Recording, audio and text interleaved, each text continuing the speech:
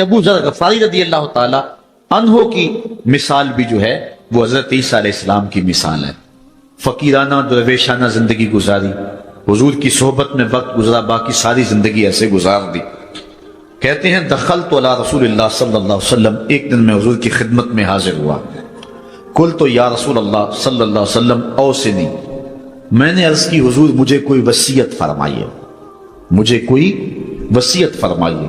قال اوصیک بتقوی اللہ، حضور نے فرمایا تمہیں اللہ سے ڈرنے کی وصیت کرتا ہوں. فإنہ ازین لامرک کلہ، اس لیے کہ تیرے سارے معاملات کا حسن ہے، تمام زندگی کا جمال یہی ہے کہ تو اللہ سے ڈرا کرے. یہ حضور نے مجھے فرمایا. قلت زدنی، میں نے عرض کی حضور یہ عمل ہوگا، کوئی اور وصیت فرمائیے. تو حضور علیہ السلام نے ارشاد فرمایا علیک بتلاوت القرآن وذکر اللہ عز وجل فإنہ ذکر لک فی السماء ونور لک فی الارض. فرمایا ایک تو قرآن مجید کی تلاوت کیا کرو، دوسرا ذکر اللہ کیا کرو. آسمان پر اس سے تمہارا ذکر ہوگا اور زمین میں تمہارے لیے باعث نور ہے، تمہیں من میں چراغاں نصیب ہوگا اور تمہارے لیے روشنی ہوگی ان دو کاموں کے کرنے سے. قلت زدنی، میں نے عرض کی حضور اس پہ بھی عمل ہوگا، کوئی اور ارشاد فرمائیے. اللہ اکبر. حضور علیہ السلام نے ارشاد فرمایا علیک بطول الصمت، تمہارے اوپر زیادہ خاموشی اختیار کرنا ہے، زیادہ باتیں نہ کیا کرو، لمبی خاموشی رکھا کرو. فإنہ مطردۃ للشیطان وعون لک فی امر دینک، اس سے دو فائدے ہوں گے، ایک تو شیطان بھاگ جائے گا، دوسرا امر دین میں تجھے تقویت ملے گی. زیادہ باتیں کرنے والے کی زبان پھسلتی ہے، غیبت، چغلی، جھوٹ، بہتان، یہ سارے امراض، یہ ساری آفتیں جو ہیں وہ زبان کی ہیں. اس لیے کہا کہ زبان کی حفاظت کرنا، تو زیادہ لمبی خاموشی اور زیادہ لمبا سکوت اختیار کر لینا، اس لیے تجھے دنیا میں بھی فائدہ ہوگا، شیطان بھی بھاگ جائے گا اور تیرے دین میں بھی تجھے مضبوطی ملے گی. قلت زدنی، کہتے ہیں رحمت کا باڑا بٹ رہا تھا، حضور علیہ الصلوۃ والسلام کے جو ہے وہ منہ سے نور نکل رہا تھا، میں نے جھولی پھیلائی ہوئی تھی. میں نے عرض کی حضور اس پہ بھی عمل ہوگا، کچھ اور ارشاد فرمائی. تو آقا کریم علیہ السلام نے ارشاد فرمایا قال ایاک وکثرۃ الضحک فإنہ یمیت القلب ویذھب بنور الوجہ، میں تجھے نصیحت کرتا ہوں کہ تم زیادہ ہنسا نہ کرو، زیادہ ہنسنے سے گریز کرو، اس لیے کہ زیادہ ہنسنے سے ایک تو دل مردہ ہو جاتا ہے اور دوسرا چہرے کا جمال ختم ہو جاتا ہے، چہرے کی روشنی چلی جاتی ہے. آج آپ کے سامنے 3 احادیث رسول صلی اللہ علیہ وآلہ وسلم مختصر تشریح کے ساتھ رکھنا چاہوں گا، اور مجھے امید ہے کہ ان احادیث میں جو روشنی، نور، برکت اور اجالے ہیں وہ ہماری زندگی میں بہت ساری تبدیلیوں کا سبب اور بہت ساری پریشانیوں کو مٹانے کا ذریعہ اور سرور باطن کا ایک بہت بڑا سبب و ذریعہ ہوگا.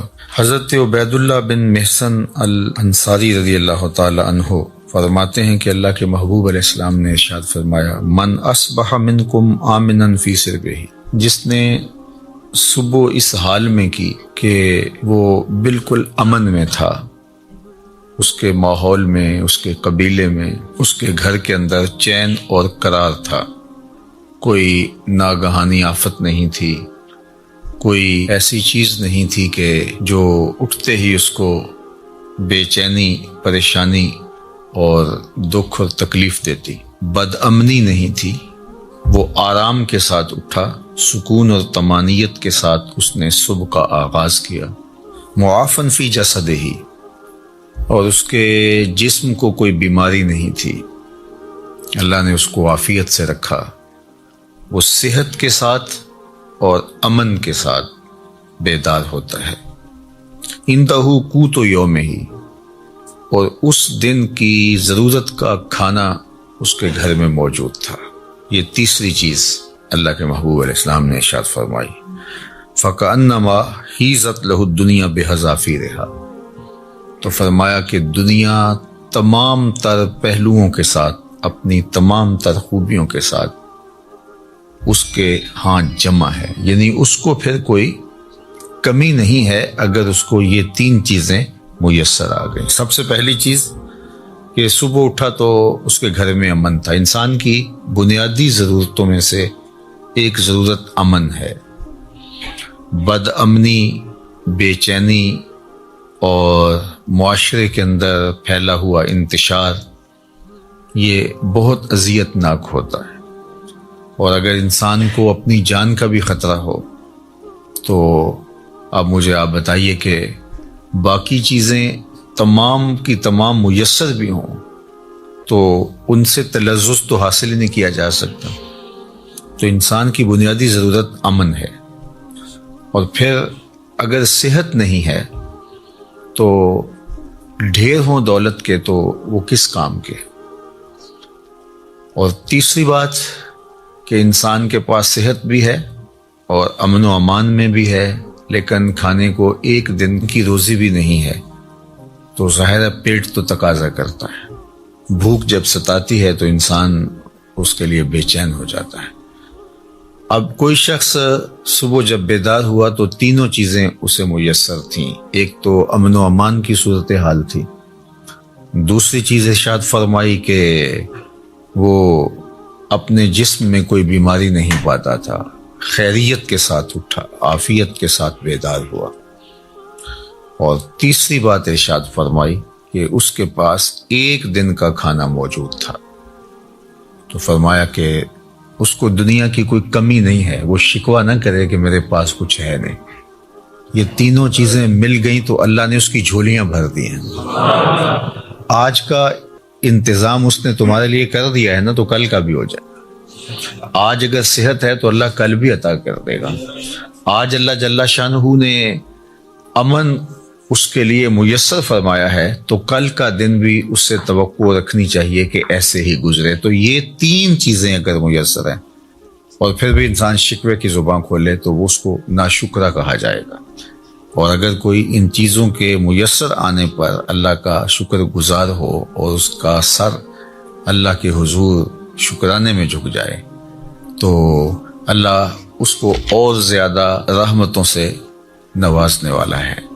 تو یہ ایک تو اس حدیث میں ہمیں توکل سکھایا گیا، اللہ تعالیٰ جل شانہ پر راضی رہنے کا سبق دیا گیا، خام خواہ ہمیں واویلا کرنے سے منع کیا گیا۔ آپ اپنی سہولت، اپنی طاقت کے مطابق رزق کمانے کے اندر مشغول رہ سکتے ہیں، لیکن اپنے آپ کو اتنا تھکا لینا اس کے لیے کہ زندگی ہی تلخ ہو جائے، یہ کوئی دانش مندی نہیں ہے۔ آج کی تاریخ میں جو ہمارے ساتھ جڑی ہوئی ضرورتیں ہیں ان میں سے بہت ساری ضرورتیں ایسی ہیں کہ جو خود ساختہ ہیں، وہ ہماری ذاتی طور پہ خود ساختہ جڑی ہوئی چیزیں ہیں، یا معاشرت نے خود ساختہ چیزوں کا اتنا بوجھ ہمارے اوپر لاد دیا ہے کہ وہ ہمیں کرنا پڑ رہا ہے۔ اگر معاشرہ اللہ کے رسول صلی اللہ علیہ وآلہ وسلم کے بتائے ہوئے طریق کے مطابق سادگی اختیار کرتا ہے اور میانہ روی کے ساتھ وہ زندگی بسر کرتا ہے تو ان حالات کے اندر بھی زندگی تلخ نہیں ہے، لیکن چونکہ ہم دیکھتے ہیں دوسروں کو اور ان کی دولت، ان کا مال، ان کو میسر نعمتوں کے ساتھ اپنا موازنہ کرتے ہیں اور پھر اپنے آپ کو خام خواہ تھکانے لگ جاتے ہیں اور ایک اذیت میں مبتلا ہو جاتے ہیں۔ تو فرمایا کہ جس کو اس حال میں صبح ملی کہ وہ امن و امان میں تھا، اس کے جسم کو کوئی بیماری نہیں تھی اور اس کے پاس اس دن کا کھانا موجود تھا، تو اللہ تعالیٰ نے گویا اس کو دنیا کی ساری نعمتیں عطا کر دی ہیں۔ یہ نصیب ہو گیا تو وہ اللہ کا شکر بجا لائے۔ حضرت عبداللہ بن عمر بن عاص رضی اللہ تعالیٰ عنہ سے مروی ایک روایت جو امام مسلم نے اپنی سند کے ساتھ روایت فرمائی ہے کہ ان رسول اللہ صلی اللہ علیہ وآلہ وسلم قال، اللہ کے محبوب علیہ الصلوۃ والسلام نے ارشاد فرمایا، قد افلح من اسلم، فلاح اس نے پائی جس کو اسلام کا نور نصیب ہو گیا۔ سب سے بڑی دولت جو ہمیں اس دنیا کے اوپر عطا کی گئی ہے وہ ایمان کی دولت ہے، اور سب سے بڑی دولت جو ہمیں آخرت میں عطا کی جائے گی وہ دیدار الہی ہے۔ جو اس دنیا میں اسلام سے ایمان سے محروم رہا تو وہ حقیقی محروم ہے۔ ہوا میں اڑے، چرخ پہ جھولے، دنیا کی ساری مال و دولت کا مالک بن جائے اور عالی منصبوں کے اوپر فائز المرام رہے، دنیا اس کو سلوٹ کرے، عزت وقار کی مسند پہ بیٹھا ہو، دنیاوی اعتبار سے وہ ہواؤں میں اڑتا پھرے، لیکن اگر اس کا سینہ ایمان کے نور سے خالی ہے، کوڑی مول نہیں اس کا، تو سب سے بڑی دولت اس دنیا کے اوپر جو حضرت انسان کو دی گئی ہے وہ اسلام ہے، ایمان کی دولت ہے۔ تو اللہ کے محبوب نے فرمایا قد افلح من اسلم، فلاح اس نے پائی جس کو اسلام مل گیا۔ اللہ اکبر، یہاں لفظ جو استعمال کیا گیا ہے وہ افلح ہے، یعنی وہ کامیاب ہوا۔ فلاح کا لفظ جو ہے یہ بہت جامع لفظ ہے اور ہم سب لوگ اس لفظ سے اچھی طرح آگاہ ہیں، شناسہ ہیں۔ ہر روز ہمیں ہر نماز کے لیے پکاری گئی اذان میں 2 مرتبہ دعوت فلاح دی جاتی ہے، حی علی الصلاۃ، حی علی الفلاح۔ تو ہمیں کامیابی کی طرف بلایا جاتا ہے، اور فلاح دنیا اور آخرت دونوں جہانوں کی کامیابی کے لیے بولا جاتا ہے۔ تو دنیا میں بھی وہ سرخرو اور کامیاب ہو گیا، اور آخرت میں بھی سرخرو اور کامیاب ہو گیا۔ کون؟ جس کو اسلام کا نور دیا گیا۔ اور اس کے مقابلے میں کافر نقصان میں ہے، اس نے فلاح نہیں پائی، چاہے اس نے دولت کے جتنے مرضی ڈھیر جمع کر لیے، تو وہ خسران میں ہے، فلاح میں نہیں ہے۔ وَقَانَ رِزْقُهُ كَفَافًا، ایک تو اس کو اسلام ملا، اور دوسرا اس کے پاس گزارے کا رزق میسر تھا، اس کی ضرورت اس سے پوری ہو رہی تھی، وہ فاقوں سے مر نہیں رہا تھا، اس کی ضرورتیں پوری ہو رہی تھی، اس کا بدن برہنہ نہیں تھا، بدن ڈھانپنے کے لیے کپڑے میسر تھے، پرانے سے ہی، بہت مہنگے نہیں، واجبی سے ہی صحیح، اس کو جو ضروریات زندگی ہے وہ میسر ہیں، اور گزارے کا رزق اللہ تعالیٰ نے اس کو عطا کر دیا ہے۔ یہ 2 چیزیں، اسلام کی دولت اور گزارے کا رزق۔ اب تیسری بات کیا فرمائی؟ وَقَنَّعَهُ اللَّهُ بِمَا آتَاهُ، اللہ جل شانہ نے اس کو یہ جو عطا کیا ہے اس پر وہ مطمئن ہے، اور اس پر وہ قناعت کرتا ہے، اس پر وہ راضی ہے کہ مالک تو نے مجھے جس حال میں رکھا ہے میں واہ خوش ہوں اس پر۔ اللہ اکبر۔ تو ایسا شخص کامیاب ہو گیا، یعنی ایمان کا نور نصیب ہے، اسلام کی دولت میسر ہے، اور ضرورت کی روزی اس کو نصیب ہو جاتی ہے، اور اس پر وہ راضی بھی ہے، اس پر وہ قانع بھی ہے، خوش ہے کہ مالک میں تیری تقسیم پہ راضی ہوں۔ اللہ سے زیادہ کی اگر وہ طلب کرے اور کوشش اور سعی کرے تو شریعت اس سے بھی نہیں روکتی، لیکن جتنا اس نے عطا کر رکھا اس پہ بھی تو راضی رہے، اس پہ بھی تو خوش رہے۔ اگر نہیں خوش رہے گا تو کیا کرے گا؟ اللہ نے تو جو مقسوم اس کے لیے کیا ہے، جو لکھا ہے وہی ملے گا اس کو، تو اب وہ الٹی چھلانگیں بھی لگائے تو کچھ نہیں کر سکتا۔ تو وہ کوشش کرے، اللہ سے دعا مانگے، اس کی ضرورتیں بڑھ رہی ہیں تو وہ کہے مالک میری ضرورتیں بڑھ رہی ہیں تو مجھے اس کے لیے اپنی جناب سے رزق بھی وسیع عطا کر دے، تو اس میں کوئی حرج نہیں ہے، اس کے لیے اپنے کام کو، کاروبار کو پھیلانے کی سعی کرے، کوشش کرے، لیکن اپنے اوپر مسلط نہ کر لے۔ یہ اس کے ذہن، دل، دماغ میں ہونا چاہیے کہ مالک جہاں تو مجھے رکھے گا میں رہوں گا وہاں راضی، لیکن تو کرم کر کے مجھے اور زیادہ عطا کر دے۔ تو پھر وہ جس حالت میں ہے اس حالت میں بھی خوشی کے ساتھ زندگی بسر کر رہا ہوگا، اور اللہ اس کی حالت اگر بہتر فرما دے تو اس میں بھی اس کو خوشی اور شکر کی کیفیت نصیب ہوگی۔ اور اگر وہ قناعت کا نور نہیں پائے گا تو وہ جس حالت میں ہے اس حالت کے اندر بھی وہ دکھی، پریشان، ہر وقت ٹینشن میں ہوگا، اور اگر اس کو زیادہ بھی عطا کر دیا گیا تو یہ جو بیماری اس کو لگ گئی، ناشکری کی، ہر وقت عدم اطمینان کی، وہ آگے چلا گیا میں بہت پیچھے رہ گیا ہوں، تو آگے تو بہت سارے لوگ ہیں، تو وہ کبھی بھی اس مرض سے چھٹکارا نہیں پا سکے گا۔ وہ کروڑ پتی بھی ہو جائے گا، ارب پتی بھی ہو جائے گا، لیکن اس کے نفس کی کمینگی ختم نہیں ہوگی۔ تو نفس کی کمینگی یہ انسان کو توڑ کے رکھ دیتی ہے۔ حضرت فضالہ بن عبید الانصاری رضی اللہ تعالیٰ عنہ فرماتے ہیں کہ انہ سمع رسول اللہ صلی اللہ علیہ وآلہ وسلم یقول، میں نے حضور علیہ الصلوۃ والسلام کو فرماتے ہوئے سنا تھا، طوبی لمن ہدی الی الاسلام، جس کو ہدایت اسلام نصیب ہوئی اس کو مبارک ہو۔ ایک تو طوبہ سے حضور نے مبارک دی، اور شارحین نے لکھا ہے کہ طوبہ جنت کا درخت بھی ہے، تو حضور نے فرمایا اس کو جنت کا وہ درخت نصیب ہوگا۔ اور جنت کا درخت کوئی ان درختوں کی طرح تھوڑا ہے کہ ایک جگہ پہ ہو اور تھوڑا سا سایہ ہو۔ جنت کے درختوں کے اتنے لمبے اور گھنے سائے ہیں کہ سواری کے اوپر بیٹھ کے کوئی چلے 500 سال تک چلتا رہے تو سایہ ختم نہ ہو۔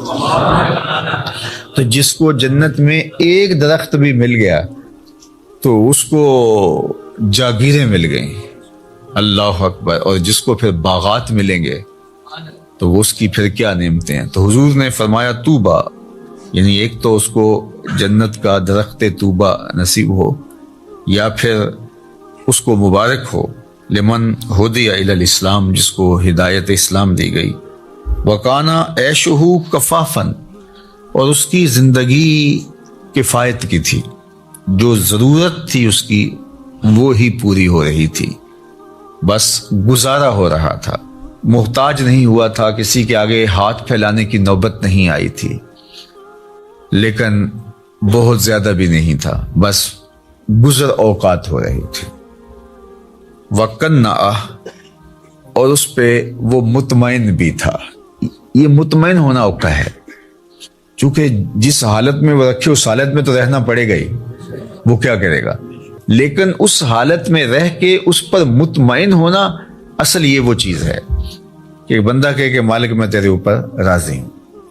اور اگر کوئی بندہ اللہ کی اس تقسیم پہ، اس کے دیے گئے پہ راضی ہو جاتا ہے، تو اللہ کے محبوب کا ایک اور فرمان ہے جو سیدنا علی المرتضیٰ رضی اللہ تعالیٰ عنہ سے مروی ہے کہ جو اللہ کے دیے گئے تھوڑے رزق پہ راضی ہو گیا، اللہ کے محبوب فرماتے ہیں اللہ اس کے تھوڑے عملوں پہ راضی ہو جائے گا، کہ بندے تجھے ضرورت بھی تھی اور پھر بھی تو میرے دیے پہ راضی ہو گیا، تھوڑے پہ راضی ہو گیا۔ دیکھو اللہ کے ہاں کیا کمی ہے، تھوڑا دے دے یا زیادہ دے دے، لیکن اگر وہ تھوڑا دیتا تو وہی جانتا ہے کیوں دیتا ہے، اور اگر وہ زیادہ دیتا ہے تو وہی جانتا ہے کیوں دیتا ہے۔ بعض اوقات ایسے لوگوں کو اتنا فراواں مال دیا ہوتا ہے کہ بندہ کہتا ہے کہ یار اس کو اتنا مال ہے، اس کو پتہ بھی نہیں ہوتا، نہ اس کے پاس کوئی فہم ہوتا ہے، نہ اس نے کوئی منصوبہ بندی ہوتی ہے، تو وہ جس طرح چھت پھاڑ کے دینے والا معاملہ ہوتا ہے۔ اور بڑے بڑے ملازمین اس کے آگے پیچھے ہو رہے ہوتے ہیں، وہ کسی کام کا آدمی نہیں ہوتا۔ میاں صاحب نے کہا تھا بے وقوفاں دے نوکر ویکے دانش مند سیانے، تو بڑی دولت دے دیتا ہے۔ اور بعض بہت پڑھے لکھے، سمجھدار، معاملہ فہم، لیکن بیچارے بمشکل اپنا گھر چلا رہے ہوتے ہیں۔ اب یہ اس کی تقسیم ہے۔ ہاں اگر قناعت مل گئی، شکر گزاری کا جذبہ مل گیا، وہ جس کو زیادہ دیا اس کو بھی اور جس کو کم ملا اس کو بھی، تو پھر اللہ کی طرف سے کامیابی ہے، وہ پھر فالح ہے۔ چونکہ اگر وہ یہ جذبہ دے دے تو پھر گزارے کے رزق پر بھی قناعت، اللہ پہ راضی رہنے کا جذبہ اور توفیق بہت بڑی سعادت ہے۔ اور اگر یہ نور نصیب نہ ہو قناعت کا اور اللہ پہ راضی رہنے کا، تو پھر کروڑوں اربوں کے باوجود بھی انسان ناشکرہ ہی رہتا ہے۔ وہ کہتا ہے نہیں بس چل ہی نہیں رہا جی، آج کل ہیں ہی بہت مشکلات۔ میں ایک دفعہ ایک سفر پہ تھا تو ایک شخص مجھے ملا، کوئی تقریب تھی، اس کے بعد مسافہ کرتے ہوئے تو جس طرح ایک روٹین کے ساتھ کیا حال ہے، کیسے ہیں، تو اس کے کپڑے کچھ پھٹے ہوئے تھے، لوگ مل رہے تھے، تو میں ہر ایک سے پوچھ رہا تھا کیسے ہیں جناب، کیسی طبیعت ہے۔ تو میں نے جب اس سے پوچھا تو اس نے کہا اللہ کا بڑا کرم ہے۔ جب ہاتھ اٹھایا تو یہاں سے اس کی قمیض پھٹی تھی، لٹک رہی تھی، تو اس کے اس انداز سے میں رک گیا اور میں اس کو کہا کہ آپ مجھے دوبارہ ملیے گا، جب لوگوں سے ملاقات ہوگی تو پھر میں نے کہا اور سنائیں کیسے ہیں، تو کیا کر رہے ہیں؟ تو وہ کہنے لگا کہ میرے پاس 6 کنال زمین ہے، اس میں تھوڑی سی کاشت کر لیتا ہوں، اور اس زمین سے میں نے 10 مرلے جگہ مسجد کے لیے وقف کی ہے اور میں خود مسجد بنا رہا ہوں، بس آپ دعا کریں کہ اللہ کا گھر بن جائے۔ وہ تھوڑا تھوڑا کماتا ہوں، کچھ بچوں کو دیتا ہوں، اور کوئی بچتا ہے اور کوئی اور بھی اگر تعاون کرتے تو اس کی مہربانی، ورنہ میرا عزم ہے کہ اس کو بنانا ہے۔ تو وہ کوئی عالی شان دنیاوی اعتبار سے تو نہیں بنے گی، لیکن جیسے بھی تو میری بس آرزو ہے کہ میں زندگی میں مسجد کو مکمل ہوتا دیکھ لوں بس۔ اب اس نے ہاتھ کھڑا کیا تو یہاں سے پھٹی ہوئی قمیض لٹک رہی تھی، لیکن ایسے ہاتھ اس کا، اللہ کا شکر ہے۔ میں کہتا ہوں یہ شہنشاہوں کو بھی نصیب نہیں ہے، جو چین کی نیند اس سے آتی ہوگی کسی اور کو آ سکتی ہے۔ تو اللہ پہ اگر آپ راضی رہنا سیکھ جائیں تو پھر جس حالت میں ہوں گے تو اللہ آپ سے راضی ہو جائے گا، اور اگر نہیں سیکھیں گے تو اربوں خربوں کے بعد بھی وہ بعض کروڑ پتی ارب پتی ان سے رواجن ہی پوچھتے ہیں جناب کیسے حال ہے، وہ کہتے ہیں چل ہی رہا ہے، اور وہ کہتے ہیں اللہ کا فضل ہے۔ تو اس کے چہرے کے اوپر پھیلی ہوئی خوشی، اس کی جو باڈی لینگویج ہے وہ بتا رہی ہے کہ یہ شخص کتنا خوش ہے اپنے رب پہ، اور دوسرے کی باڈی لینگویج بتا رہی ہے کہ یہ کروڑوں اربوں کمانے کے باوجود، حالانکہ جب مہنگائی ہوتی ہے، حالات تلخ ہوتے ہیں تو ان لوگوں کی اور چاندی ہو جاتی ہے، لیکن وہ کہتا ہے بس چل ہی رہا ہے، یعنی اس کی آواز ہی نکلی چل ہی رہا ہے۔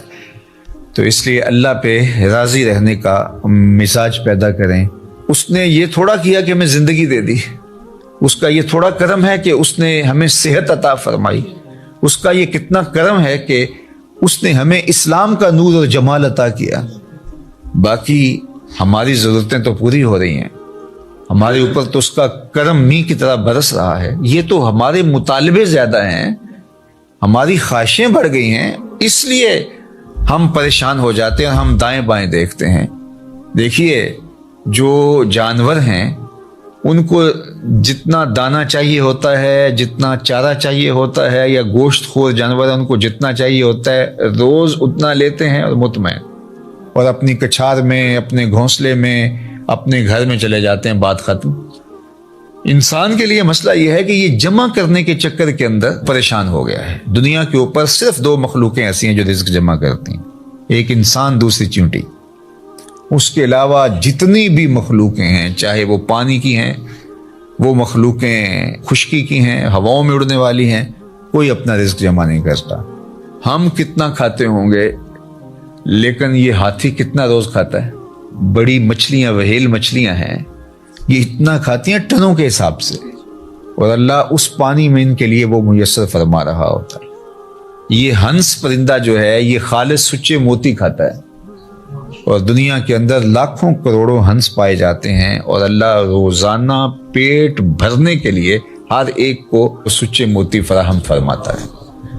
تو ہم تو خام خواہ پریشان ہو گئے۔ ہاں ہمیں سائی کرنے کا کہا گیا ہے، محنت کرنے۔ وہ پرندہ بھی اڑ کے جاتا ہے، شیر بھی اپنی کچھار سے نکل کے شکار کرتا ہے، سائی وہ بھی کرتا ہے۔ تو اللہ جل شانہ ہمیں قناعت کا نور عطا فرمائے، اور اس نے ہمیں جس حالت میں رکھا ہے اس میں کامل مکمل اطمینان عطا کرے، ہماری ضرورتوں کو اپنے فضل سے پورا فرمائے۔ اور اس معاشرے کے اندر جس طرح معاشرتی نظم بن گیا ہے تو ہماری کچھ مجبوریاں ہیں۔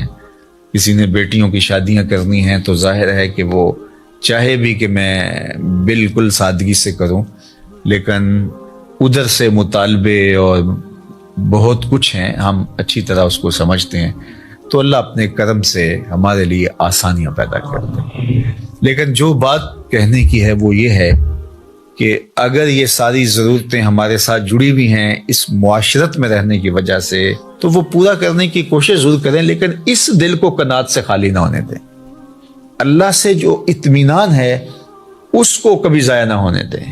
باقی یہ اگر ضرورتیں بڑھ گئی ہیں تو یہ معاشرے نے بڑھائی ہیں، ہماری ضرورتیں وہ پوری کر رہا ہے، اور ہم جو کہتے ہیں ہم پیچھے رہ گئے تو ہم کچھ لوگوں کو آگے دیکھ کے کہہ رہے ہیں کہ ہم پیچھے رہ گئے، ورنہ ہماری ضرورتیں وہ پوری کر رہا ہے۔